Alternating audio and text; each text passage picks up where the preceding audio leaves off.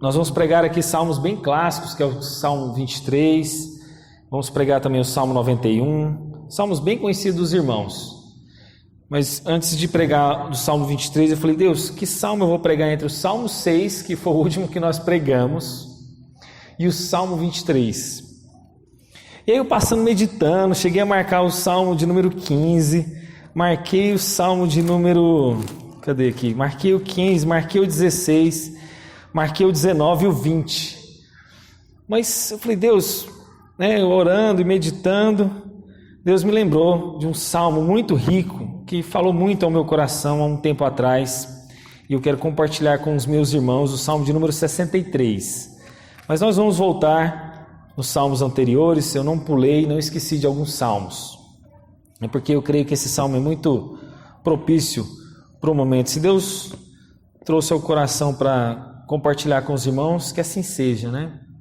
Salmo de número 63. Nós não vamos ler todo o salmo, nós vamos ler até o verso 8. Eu não vou trabalhar os versos de 9 a 11, não. O Salmo 63, versos de 1 a 8. Diz assim: Sede de Deus é o título, Salmo de Davi, quando ele estava no deserto de Judá. Lembrando, só um parênteses para os irmãos, esse que eu acabei de ler está na Bíblia hebraica, tá? Então esse aqui é considerado o versículo 1 na Bíblia hebraica, tá? Na nossa não é, a nossa é só um título, mas nos títulos é considerado nas Bíblias hebraicas.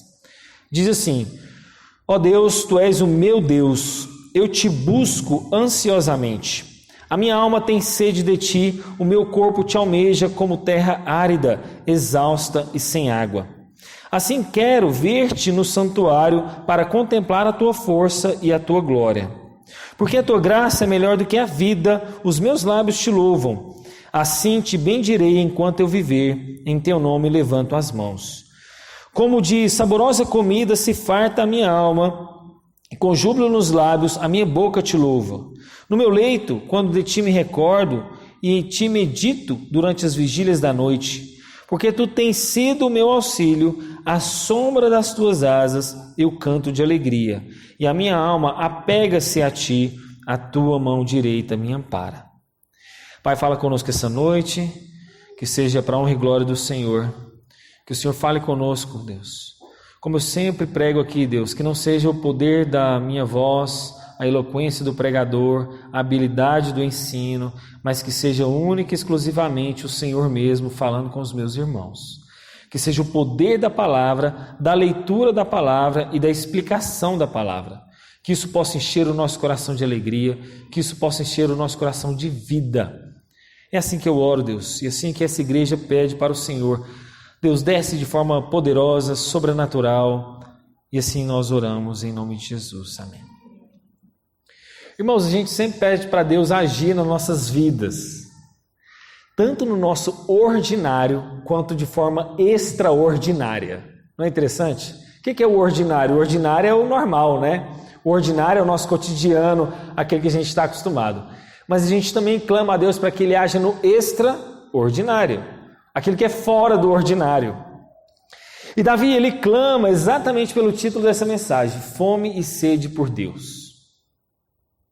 E eu quero simplesmente levar os irmãos hoje a despertar por fome e sede por Deus. Nada mais. Não tem outro alvo essa mensagem, tá, irmãos? Eu não vou falar aqui, talvez você está passando por tribulação, que Deus vai te dar a vitória. Eu não vou falar aqui sobre você pedir perdão a Deus e arrepender-se dos seus pecados, ainda que isso envolva ter fome e sede por Deus, porque se você vive uma vida inundada pelo pecado e não se arrepende dele, você não vai ter fome e sede por Deus. E eu quero que os irmãos peguem essa mensagem e tragam ela à sua memória para fazer sentido toda vez que você vem ao culto. A gente já falou sobre a nossa escola bíblica dominical aqui, 8 propósitos, o motivo da gente estar vindo aqui. Mas tem algo a mais que te moveu para estar aqui essa noite. Não foi do tipo assim, vou lá para mais um domingo, e hoje eu não vou errar a data não, né, de 20 de junho. Hoje eu vou lá para mais um domingo, será isso na minha vida? Será que assim, tipo, é mais um domingo à noite, lá no Boa Vista, na rua BV 7, né? Esquina com a BF 38. Será que é mais um domingo assim? Ou será que Deus tem uma porção melhor? Será que Deus tem uma porção maior? E sabe, irmãos, eu comentando para os irmãos aqui há um tempo atrás na escola bíblica, Eu fiquei 10 anos numa igreja e eu posso contar nos dedos das minhas mãos as vezes que eu faltei ceia. O meu compromisso de vir ao culto não é porque eu sou pastor da igreja. O meu compromisso de vir à casa do Senhor não é porque eu tenho uma responsabilidade para com a liderança da igreja. A minha responsabilidade de cultuar a Deus vem muito antes de eu ser um pastor. Na verdade, eu tinha um desejo de servir a Deus de tempo integral, mas Deus ainda não tinha preparado esse caminho. Eu me converti aos 17 anos. E desde os 17 anos eu só fui assumir uma igreja aos 37, 20 anos depois. E você acha que a fome e sede por Deus, eu tive que alimentar ela durante esses 20 anos. Não foi da noite para o dia. Não foi do tipo assim, hoje eu me converti, vontade de servir a Deus de tempo integral e amanhã eu estou lá servindo a Deus de tempo integral. Não, fome e sede por Deus é uma coisa que nós alimentamos. É igual uma fogueira. Uma fogueira pode ser, eu vou colocar bem entre aspas, tá? Eterna. Desde que você vá lá e sempre coloca uma lenha ali para queimar. Você pode alimentar o fogo para o resto da vida, até a volta de Jesus. Mas você tem que estar lá, você tem que ter o trabalho de pôr uma lenha ali todo dia, toda hora, a cada momento. Isso é a fome de sede por Deus. E talvez, irmãos, nós estamos acostumados a ouvir o culto. Talvez nós estamos acostumados domingo à noite. E eu não quero que isso aconteça com essa igreja. Eu sempre volto para casa e falo para a Elaine, eu falei assim, Elaine, eu às vezes não importo com quantidade. É claro que eu quero uma igreja cada vez maior. Mas eu importo o seguinte, se nós formos ser 60 nessa igreja, que sejamos 60 pessoas avivadas. Se nós vamos ser 50, que a gente seja 50 cheio do poder de Deus. Se a gente vai ser 40, que sejamos 40 cheios do Espírito Santo, animados, avivados, empolgados, cheios de vida. E Davi está mostrando isso aqui para nós nesse salmo. Davi não está num ambiente normal. Davi não está num ambiente comum. Lembra daquele salmo de número 3 que eu falei para vocês que Davi está fugindo do seu filho Absalão? Que ele estava sendo perseguido? Esse salmo de número 63 tem o mesmo contexto, exatamente. Nós sabemos que Davi escreveu 2 salmos naquele contexto. Eu não sei demais, pode ser que ao passar aqui pelos salmos, nós vamos até descobrir mais um ou outro salmo. Mas o salmo de número 3, que nós já vimos, e o salmo de número 63 está dentro daquele contexto. E eu quero relembrar aquele contexto aos irmãos de 2 Samuel 15, versos de 1 a 37, que mostra exatamente a fuga de Davi. Davi, quando está escrevendo esse salmo, ele sai do palácio correndo, ele sai fugido. Por que ele sai fugido? Não sei se o irmão se lembra. O seu filho, Absalão, está perseguindo ele. E ele não só está querendo tomar o trono de Davi, ele está querendo matar Davi. E alguns servos traíram a confiança de Davi, se aliaram a Absalão e abandonaram Davi. Então Davi só ficou com poucos servos, os chamados valentes de Davi. Poucas pessoas. Não sei se o irmão se lembra, Davi sai correndo, ele deixa 10 concubinas na casa, no palácio. E ao correr, e ao sair disso, ele fala o seguinte, no verso 30 do capítulo 15 de 2 Samuel. E seguiu Davi pela encosta dos montes das oliveiras, subindo e chorando. Davi então estava entoando um salmo, ele subia, chorava. Subia e chorava, o seu filho perseguindo, querendo matar ele, querendo tomar o trono dele. E ele também estava com a cabeça coberta, e ele estava descalço. Eu não estou inventando isso, irmão. 2 Samuel, capítulo 15, verso 30. E todo o povo ia com ele, cobrindo a sua cabeça, e eles subiam e choravam sem cessar. E é interessante que esse salmo aqui, ele está já no livro 2. Não sei se o irmão se lembra, lá no início quando eu falei da introdução, os livros de Salmos são divididos em 5 livros, né? Dos 150 são divididos em 5. O objetivo de dividir em 5 é por causa do Pentateuco, para apontar para o Pentateuco. E nós estamos no livro 2. E dentro desse livro 2, que vai do Salmo 42 ao 72, ele tem um compromisso de comunicar-se diretamente com alguns inimigos.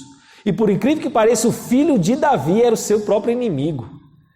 Gente, se você acha que você tem situação complicada às vezes em casa, o seu filho é o seu próprio inimigo? Eu te faço essa pergunta. Você tem uma casa que você teve que sair correndo da sua casa porque o seu filho estava tentando te matar? Essa é a situação de Davi. E talvez você teve que perambular pelas ruas de Goiânia, descalço. Então assim, eu estou trazendo um problema que Davi tinha, eu sei que nós temos problemas, mas estou trazendo no nível do problema que Davi estava. E aí nesse livro 2... que o compromisso desse livro 2 é comunicar-se do salmista diretamente com seus inimigos, ele quer lembrar nesse livro 2 que Deus vai derrotar esses inimigos como fez também no passado. Davi tem essa esperança. Só que o Salmo de número 63, ele está especificamente em um intervalo. Quando o salmista está querendo comunicar, né, aos inimigos que Deus vai retribuir, ele está aqui no intervalo. Só que eu quero esse intervalo é o intervalo no diálogo entre dois reis. Um rei que é Davi, dialogando com um rei maior que é Deus. E esse salmo vai do 61 ao 68. E esse salmo aqui, que é o 63, ele tem um clamor por um reino messiânico, um reino maior, o qual Davi sabe que ele não pode ter na força do braço dele. Ele não pode ter com as suas próprias mãos, então ele clama por algo maior. E eu disse aqui no Salmo 2 que a gente viu um governo maior e melhor, o maior e melhor governo do mundo, né? Esse foi o título que eu dei. É esse governo que a gente anseia por um governo amplo, maior, né? Messiânico. E aí eu fico imaginando Davi então sendo perseguido pelo seu filho, querendo tomar então o seu posto, e ele sai a pressas.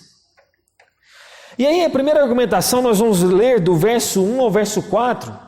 Eu quero mostrar para vocês que do verso 1 ao verso 4, Davi busca por uma plena satisfação na sua vida, que ele ainda não sabe qual é, vamos assim dizer. Na verdade ele já sabe, mas ele vai expressar isso para nós, durante os salmos.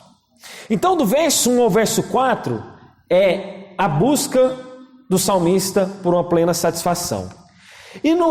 E do verso 5 ao verso 8 é os resultados dessa satisfação. É só isso o salmo. Do verso 1 ao 4, ele está buscando por essa plena satisfação. E do verso 5 ao verso 8, ele vai mostrar os resultados dessa satisfação em Deus. Bom, aí eu vou fazer uma pergunta para você. Nós somos uma geração de insatisfeitos. Insatisfeito. A gente está insatisfeito com a nossa casa. A gente está insatisfeito com o carro que a gente tem. A gente está insatisfeito com o nosso emprego. A gente está insatisfeito com a nossa beleza física. Talvez eu queria um cabelo mais anelado, talvez eu queria um cabelo maior, talvez eu queria a minha orelha um pouco mais fechada, não tão aberta. Talvez eu queria ser um pouquinho mais forte embaixo, menos barriga, né, Edilson? E a gente vive e parece que insatisfeito. E essa geração, e eu falo atual, e eu sei que nós estamos vendo essa geração também da atualidade aí, esses aplicativos contaminaram a gente. Contaminaram no mau sentido. Contaminaram a gente nessa insatisfação constante. Então eu não estou satisfeito com o meu pastor, não estou satisfeito com a igreja que eu estou, não estou satisfeito com nada. Sempre tem alguma coisa para reclamar. E Davi está aqui mostrando onde deve estar o nosso coração, buscando essa plena satisfação.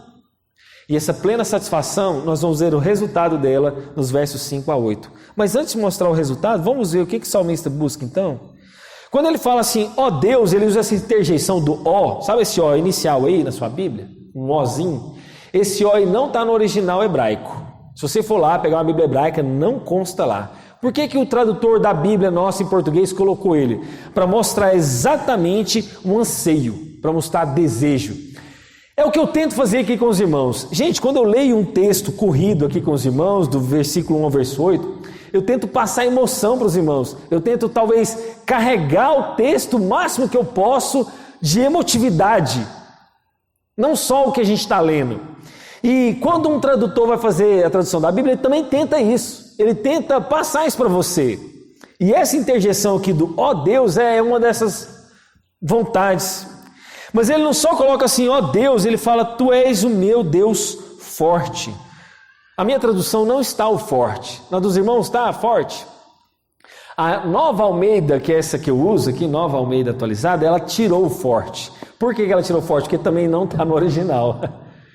Só que por que os nossos tradutor bíblico colocou forte?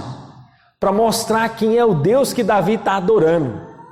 Ele colocou o ó e colocou o forte, que não está no original, colocou aqui na tradução nossa para mostrar o Deus que Davi está adorando. E esse Deus, que é na tradução original, fala de Elohim. O que é o Deus Elohim? É esse Deus poderoso, esse Deus forte, esse Deus que Davi servia e ele conhecia bem o seu Deus.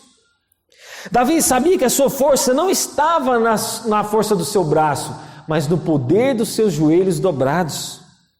Isso mostra de Davi uma dependência, que ele não lutava na força do braço dele. E às vezes, meus irmãos, as pessoas acham um desperdício gastar tempo com oração. Elas falam mais ou menos assim: olha, eu não tenho tempo para Deus. Aí sabe o que ela faz? Ela só faz aquela oração para dormir. Sabe a oração da dormida? Deus, obrigado por todas as coisas, o Senhor sabe, abençoa todo mundo que o Senhor já sabe, amém, e dorme. Essa é a que eu chamo de oração para dormir. E aí elas não querem gastar tempo com Deus. Sabe o que elas fazem então? Porque ela não tem tempo para gastar com Deus, ela sai fazendo um monte de coisa correndo. Nós somos trabalhadores. Gente, eu vou na casa dos irmãos aqui, eu vejo os irmãos ralando, os irmãos trabalhando, todos nós somos, pelo menos na grande maioria, somos batalhadores. Mas às vezes a gente está na direção errada. E a gente está gastando tempo, a gente está gastando energia, está gastando esforço numa direção que Deus não nos deu. Aí sabe o que acontece lá na frente? Depois a gente quebra a cara e faz um monte de coisa errada. Eu tenho que voltar lá atrás para consertar todos os meus erros. Então eu volto lá atrás gastando tempo, gastando dinheiro, gastando energia e gastando as minhas emoções para corrigir aquilo que eu fiz fora da direção de Deus.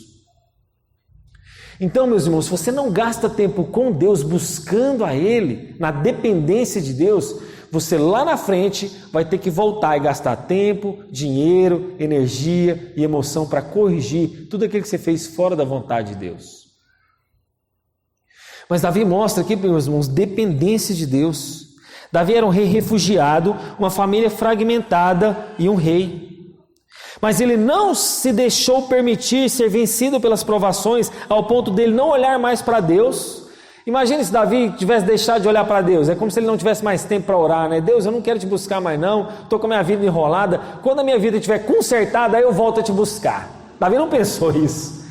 Não, Davi, Deus, quando a minha vida estiver mais ou menos certinha aqui, aí eu volto a orar mais. Agora eu não estou tendo tempo, meu filho está dando trabalho demais, eu tenho que corrigir umas dívidas que eu fiz errada. Então não tem tempo para te buscar, Deus. Davi não pensava assim.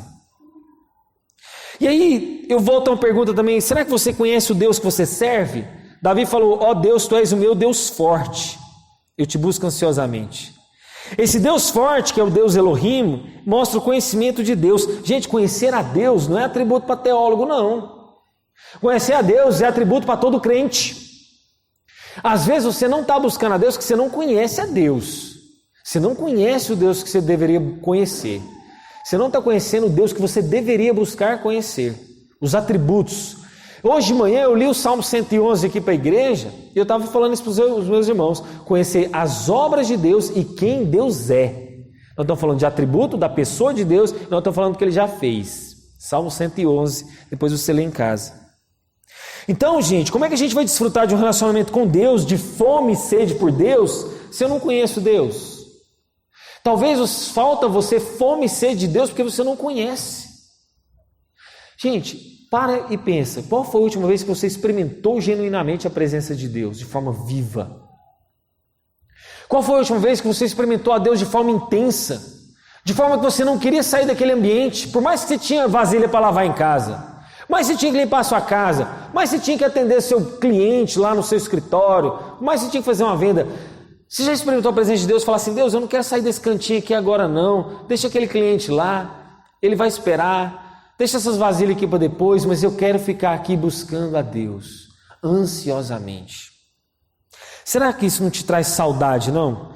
Talvez se isso não te traz saudade é porque você nunca experimentou, ou talvez tem tanto tempo que você já perdeu a essência. E aí é muito diferente nós conhecermos alguém através de uma informação e conhecer alguém profundamente. Por exemplo, eu posso saber tudo sobre o Cristiano Ronaldo. Posso saber o dia que ele nasceu, que time que ele joga, posso saber quantos filhos ele tem, né? A dieta alimentar dele, que eu sei que é bem rigorosa, horário de treino, eu posso saber tudo da vida dele. Mas se eu chegar lá agora, pegar um avião, ir aonde o Cristiano Ronaldo está jogando, bater na porta do treino e falar: Cristiano Ronaldo, sou eu, Christopher, lá de Goiânia. Tá lembrado de mim? O que ele vai virar para mim? Não te conheço. Mas Cristiano Ronaldo, eu sei quando você nasceu, eu sei o nome do seu pai e de sua mãe, sei o nome de todos os seus filhos, sei quando você treinou, os times que você passou, que título você já ganhou, eu sei tudo sobre você, mas mesmo assim ele vai virar e falar: não te conheço. Há uma diferença muito grande da gente estar vindo todo domingo, acumular informação sobre Deus, saber um monte de coisa de Bíblia e não ter intimidade com Deus. Eu posso correr esse sério risco, talvez mais do que todos vocês, Porque o meu papel é conhecer as palavras de Deus de forma profunda. Só que eu posso estar conhecendo a Deus sem ser íntimo dele. Mas ele diz: eu te busco ansiosamente.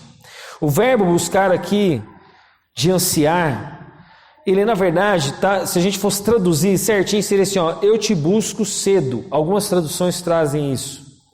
Mas a palavra cedo aqui não está no original. Ela, na verdade, a palavra correta aqui é aurora. Eu te busco na aurora. Mas essa aurora aqui, na verdade, não está apontando só para esse amanhecer. Está falando, na verdade, de anseio mesmo, de desejo. E aí, será que a Bíblia está se contradizendo? Porque em Mateus capítulo 6, 25, fala de não andeis ansiosos por coisa alguma. Será que a Bíblia está se contradizendo?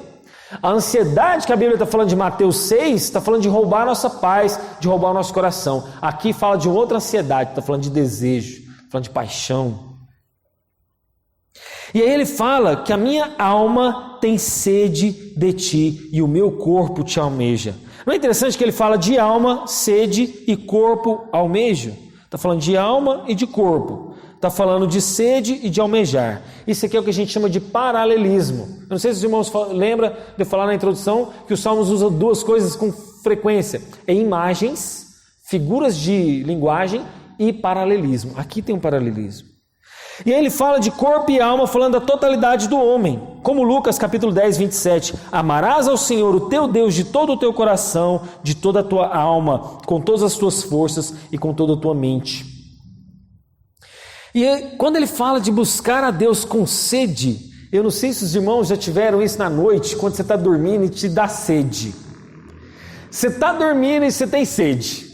Aí você está com preguiça de levantar. Aí você fica naquele dilema, né? Bem, pelo menos eu já passei por isso, né? Não sei se os irmãos passam por isso também. Mas está naquele dilema do tipo assim, eu acordei com sede, mas estou numa preguiça de levantar. Aí a sede não te deixa dormir. Aí você está com sede, mas você quer dormir. Você está com sono, mas a sede não deixa você dormir. E aquela sede que não te deixa dormir é a sede que Davi tinha. Nós vamos ver mais para frente ali por que nós estamos falando dessa sede que não deixa de dormir. Só que essa sede da alma de Davi era algo espiritual, era algo de Deus, era fome e sede por Deus. E essa sede que não te deixa dormir naturalmente, você tem que levantar e falar assim, então tá bom, eu vou levantar da cama, já que você está me incomodando aqui, sede. Aí você vai lá, bebe uma água e volta para dormir. E aí você dorme em paz. Por que você dorme em paz? Porque a sua sede foi saciada. E aí ele fala exatamente disso, olha, como terra árida, exausta e sem água. Aqui Davi faz uma analogia com a paisagem que está diante dele. Uma terra árida, exausta e sem água. Exatamente o que ele está vendo no deserto. Davi não estava no deserto, ele não fugiu do palácio. O que é a terra do palácio? O que é a terra do deserto? É uma terra árida, é uma terra exausta e é uma terra sem água. Então ele está fazendo essa analogia dessa paisagem que está diante dele. O deserto estava ao redor de Davi, mas não estava no coração de Davi. O deserto estava ao redor de Davi, mas não estava no coração de Davi. E eu já fui naquelas dunas de Natal, e eu lembro que eu subi aquele Morro do Careca, acho que hoje ele está interditado. E quando você sobe, você chega lá em cima, irmãos, é um cansaço tão grande, que quando você chega lá do outro lado tem uma outra praia. E eu só olhei aquela praia lá de longe e falei assim, eu não vou lá não. E eu não tinha levado nenhuma garrafinha de água. E aí eu fiquei pensando, se eu tivesse com uma garrafa de água e tivesse despejado ela na areia ali naquelas dunas de Natal, o que você acha que a duna ia fazer com a água? Ia chupar ela rapidamente. Ia, né, colocou ali, você não já ia ver mais nada. Davi, quando ele está aqui naquele deserto, como eu falei para vocês, diante dele, dos olhos dele, era o deserto, mas o coração dele não estava como no deserto. É como essa água, é como essa terra seca, exausta e sem água, árida. E sabe, é exatamente que Davi está assim. Sabe, meu querido, o teste na nossa vida, o deserto a gente pode estar passando, mas o deserto na nossa vida é um lugar de teste. Deus não te levou para ficar no deserto, Deus te levou para passar no deserto. Deus está passando, às vezes você está passando pelo deserto, mas ali não é o local de habitação o qual Deus te colocou. O lugar que Deus te colocou é um lugar de manancial, de fontes de águas vivas, o qual o coração de Davi estava passando. E sabe, aí no verso 2, ele continua dizendo assim: assim eu te contemplo no santuário para ver a tua força e a tua glória. Então ele diz o seguinte: assim, olha só o assim, pega só essa palavra, assim eu te contemplo no santuário. Esse assim significa o seguinte: dessa forma que eu estou, Deus, assim nessa circunstância, nessa situação do meu filho me perseguindo, eu deixando o palácio, assim como estou, dessa forma eu te contemplo no santuário para ver a tua força e a tua glória. Essa é a situação que Davi adorava a Deus. Independente disso, dessa situação que Davi passava, ele continuaria a sua adoração a Deus com ou sem deserto. Sabe o que isso leva? A uma comparação. Mesmo diante das circunstâncias que Davi estava passando, ele não se voltou contra Deus, ele não murmurou contra Deus. E sabe o que é a comparação que a gente vê aqui? Adão e Eva. Adão e Eva estavam no jardim, Adão e Eva estavam no paraíso, e mesmo assim culpou um ao outro, culpou a serpente, culpou o próprio Deus. A diferença entre Davi e Eva, entre Davi e Adão, não era o local que eles estavam, porque Davi estava no deserto, mas Adão e Eva estavam no Éden. Sabe o que significa Éden? Local de delícias. Local de delícias.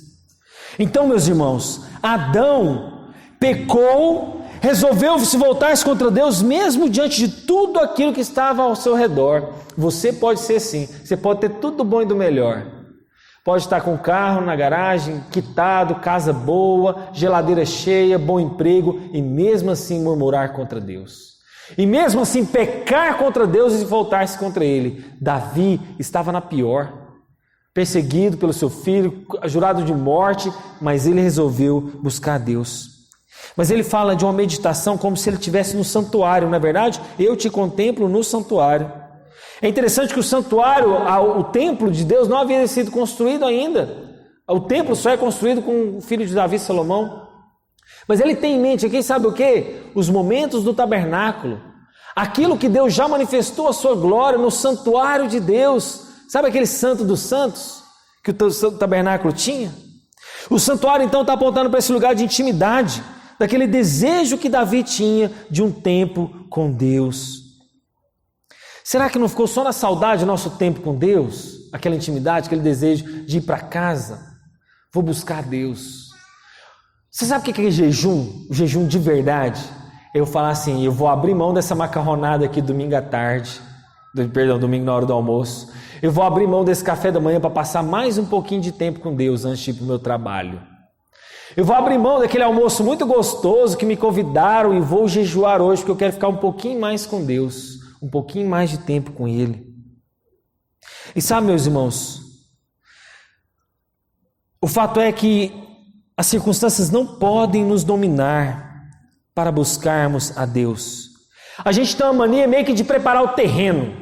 Sabe o que é preparar terreno? Não, quando a igreja estiver com louvor certinho, aí eu vou sentir a presença de Deus. Não, quando eu estiver na minha casa quitada, não tiver esses vizinhos barulhentos, aí eu vou buscar a Deus. Não, quando meu filho crescer e ele não me incomodar batendo na porta, aí eu vou buscar a Deus. A gente sempre quer preparar o solo para dizer assim: não vou buscar a Deus agora por causa disso. Mas ele fala que ele buscava e contemplava a Deus no santuário para ver a força e a glória de Deus. Força e glória para o rei que Davi está buscando aqui é aquele reino que eu falei para vocês, um reino futuro, um reino que vai vir ainda de força e de glória. Não era a força de Davi, não era a glória de Davi, mas era a força e a glória do próprio Deus que ele queria contemplar. Como João capítulo 1, verso 14, e o verbo se fez carne e habitou entre nós, cheio de graça e de verdade, e vimos a sua glória, glória como unigênito do Pai. E no verso 3 ele avança dizendo: porque a tua graça é melhor do que a vida, e os meus lábios te louvam. A partícula que porque no hebraico mostra uma razão, um motivo, um propósito. Ela explica o motivo por que a graça é melhor do que a vida. Sabe o que significa graça no original? Um amor leal, um amor que não falha. Lembra aquela música? Teu amor não falha, né, da Nívia Soares? Esse é o amor de Deus, um amor leal que não falha. E esse amor que é infalível, Ela está relacionada dessa aliança de Deus com o seu povo, do favor de Deus para com o seu pacto da sua aliança conosco. A vida sem o amor de Deus, meus irmãos, nada mais é do que a própria morte. Vou repetir. A vida sem o amor de Deus nada mais é do que a própria morte. O homem que não participa do amor de Deus está morto, mesmo que ele esteja vivo. O homem que não participa do amor de Deus está morto, mesmo que ele ainda viva. E é interessante que o salmista aqui, ele não está descartando o dom da vida. Ele não está dizendo assim, ó Deus, eu não quero viver. Ele não está falando assim, eu prefiro morrer. Ele não está descartando o dom da vida, mas ele está dizendo que tem algo melhor. O que ele diz? A tua graça é melhor do que a vida. É uma coisa superior à outra. É tipo assim, escala de nível de prioridade. É como se fosse assim, escala de importância.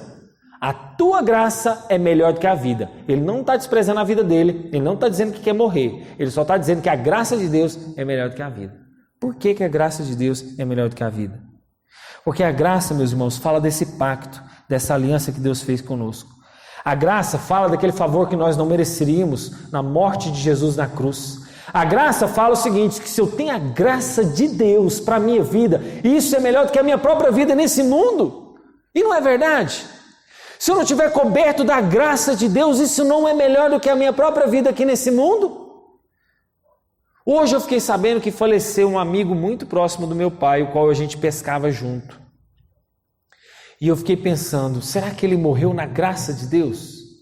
Será que ele morreu coberto da graça de Jesus? Porque se não foi assim, nós não o veremos na glória. Por isso que a graça de Deus, esse favor esmerecido, essa aliança de Deus é melhor do que a nossa própria vida. A vida, meus irmãos, também é um presente. Mas é uma questão do que é melhor. A graça de Deus é melhor do que a nossa própria vida. Porque viver sem a graça de Deus é como se eu tivesse morto. E aí no verso 4, finalizando esse primeiro bloco, assim então, por causa de tudo isso, Deus, por causa de tudo isso que nós já lemos, por causa de tudo isso que a gente já explicou, assim cumpre-me bem dizer-te enquanto eu viver. Em teu nome eu levanto as mãos. Os homens sem Deus louvam o poder, os homens sem Deus louvam a glória, os homens sem Deus louvam os prazeres, mas o homem com Deus louva as porções infinitas dessa graça. O homem sem Deus vai louvar o prazer mesmo, irmãos. O homem sem Deus vai louvar a honra, vai louvar dinheiro, vai louvar outras coisas, mas o homem com Deus vai louvar essa graça imerecida. E é interessante que ele fala, levanta as mãos. O que alguém fala quando um policial chega para um bandido? Leva mãos para cima. Quando um bandido levanta as mãos para cima, que é sinal de quê? De rendição.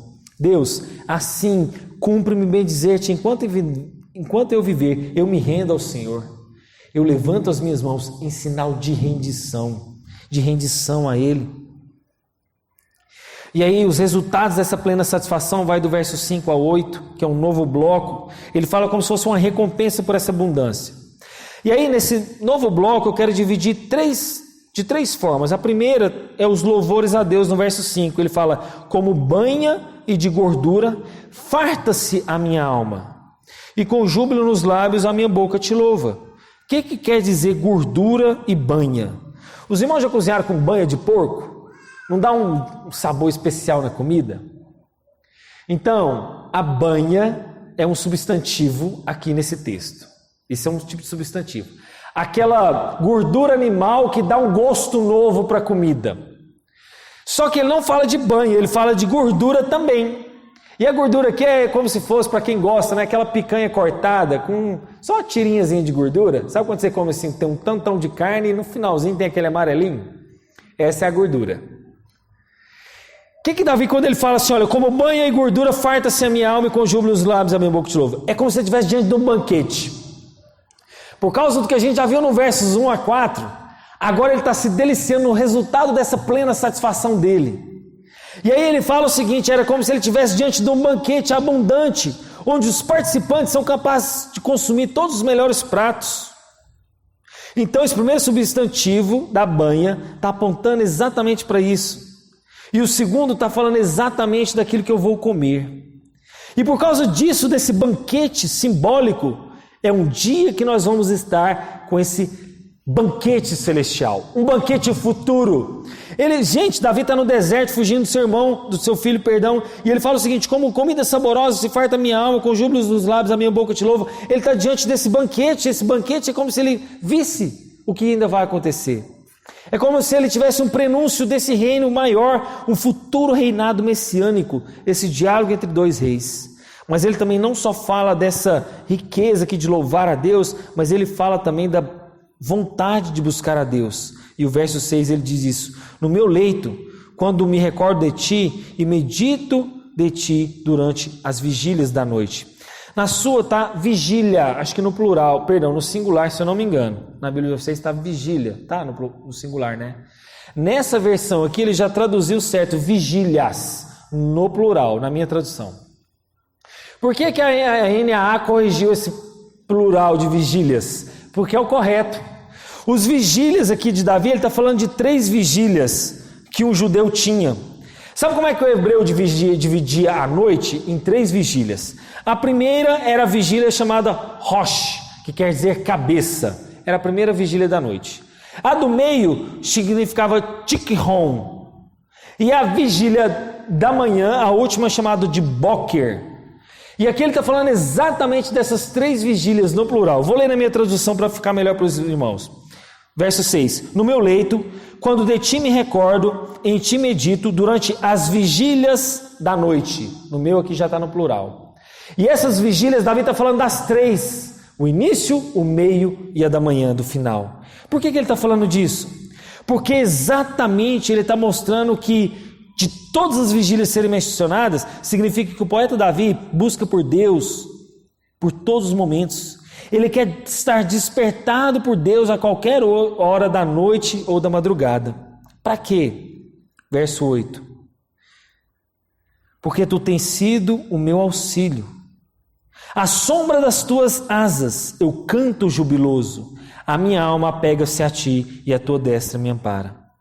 Ele vê a mão de Deus atuando em sua vida. Ele vê o auxílio de Deus no cuidado de Deus. E ele vê a alma dele se apegar a ele, porque a mão de Deus está amparando ele. Essa figura de linguagem, os irmãos já se conhecem, a sombra das asas, né? Imagina Davi num deserto. Ele não estava naquela história da nuvem, né? Como Moisés. Mas ele está vendo a asa de Deus amparando ele. Tipo trazendo uma sombra, te trazendo proteção. Igual as galinhas com os pintinhos. E essa é a mesma figura da asa de protetora do cântico de Moisés em Deuteronômio 32, versos 10 e 11. Tal como a mãe reúne seus filhotes. Vemos também uma figura simbólica usada também no Salmo 17, Salmo 36, Salmo 57. É um homem que está ali meio que protegido por Deus, que ele está meditando nisso. Ele está sendo protegido por aquele inimigo que é o seu próprio filho, que está tentando matar a sua vida. Mas ele também está protegido naquela comunhão com Deus. Sabe, irmãos, você tem motivos para se lembrar do que Deus já te protegeu? Você tem motivos para se lembrar de tudo aquilo do que Deus já trouxe de livramento para a sua vida? Você tem motivos? Eu lembro de uma vez, irmãos, que eu estava no carro, voltando de uma viagem à noite, cansado, e eu tinha ido para Pirenópolis. Eu tinha andado o dia inteiro, cachoeira, trilha, sobe, desce, morro. E eu não tenho memória do trânsito de Anápolis até Teresópolis. É como se a minha mente tivesse apagado. E eu acordei em Teresópolis assustado. Acordei assim, meio que trouxe tipo um relance. Eu falei assim, gente, eu estou dirigindo o carro e eu não lembro de nada do que passou para trás. Aquilo trouxe um temor tão grande no meu coração, de eu falar assim, gente, será que eu dormi ou não? Até hoje eu não sei. É como se a minha memória tivesse apagado. É como se eu não lembrasse quando eu saí ali do trecho do Daia até Teresópolis. Eu não lembro, honestamente. Eu lembro de uma vez que eu fui tomar banho num rio, muito perigoso lá em Tocantins. E aí eu lembro que os meninos acostumados com o rio, todo mundo descendo, e eu naquela empolgação, né, vou descer também. E algum dos meninos me alertou, eu não vou descer nesse rio. Gente da região, gente acostumada, menino que nasceu ali perto do rio. E eu naquela empolgação, menino de cidade, né, criado no Danoninho, na pera raspada, soltando raio no ventilador, resolveu descer o rio. Para quê? Gente, na hora que eu desci no rio, eu não vi que o menino da minha frente, ele ficava assim com as mãos, ó, batendo asa igual um pássaro, porque ele jogava a água para baixo e tentava o tempo inteiro subir. E ele fez isso rapidamente e eu não fiz isso. Quando eu vi, eu já estava rolando lá por debaixo do rio, nas pedras. Aquele dia eu vi que Deus me livrou da morte. Eu tenho certeza. E eu saí ileso. Depois que eu saí, que eu fui o último, eu olhei para trás e falei, gente, como que eu desci nessa corredeira toda aí? E eu vejo os livramentos de Deus. Se você trazer a sua memória, você vai ver as asas protetoras de Deus, de todos os livramentos que Ele já trouxe sobre você, que Ele te livrou da morte. E eu vou concluir para não cansar os irmãos. Onde está a sua plena satisfação? Onde você está buscando a sua plena satisfação? Tem um escritor chamado Oscar Fingal. Você sabe o que ele escreveu, esse escritor dramaturgo? Ele disse o seguinte, que a sociedade está em plena insatisfação. A sociedade de hoje está plenamente insatisfeita, como eu disse no início da mensagem. Insatisfeita com tanta coisa. E parece que a sociedade está com esse escritor. E a insatisfação do homem, meus irmãos, só tem crescido. Parece que não adianta. Quanto mais tecnologia a gente tem, mais insatisfação a gente tem. Quanto tempo você acha que eu gastaria do Boa Vista na minha casa hoje se eu tivesse carroça? Se eu tivesse um cavalo? Quanto tempo os irmãos acham que você gastaria até o seu trabalho hoje se você tivesse que ir a pé como os nossos avós? No trieiro. Mas não, a tecnologia veio, o carro veio, os aviões veio e a gente está insatisfeito com o trânsito, que parece que não anda logo. A gente está insatisfeito com roupa, que os nossos avós nem vestiam a quantidade de roupa talvez que a gente tem hoje. E a gente está numa plena insatisfação. Sabe, meus irmãos, Davi estava satisfeito com a vida dele. Mesmo num deserto, mesmo sendo perseguido pelo seu filho, mesmo diante da morte. E eu quero encerrar com as frases de Charles Spurgeon, que disse, se nós somos fracos em nossa comunhão com Deus, nós vamos ser fracos em todas as outras áreas da nossa vida. Será que você não tem saudade de buscar a Deus? Ou talvez você nunca experimentou a Deus? Será que você tem saudade da presença de Deus? Ou você nem se lembra da presença de Deus para você buscar ela ansiosamente? Vamos buscar o nosso Deus ao som do cântico aí de pós-lúdio, o Salmo 63. Que a gente possa meditar nessa mensagem de hoje e cantar essa canção, buscando a Deus de forma ansiosa.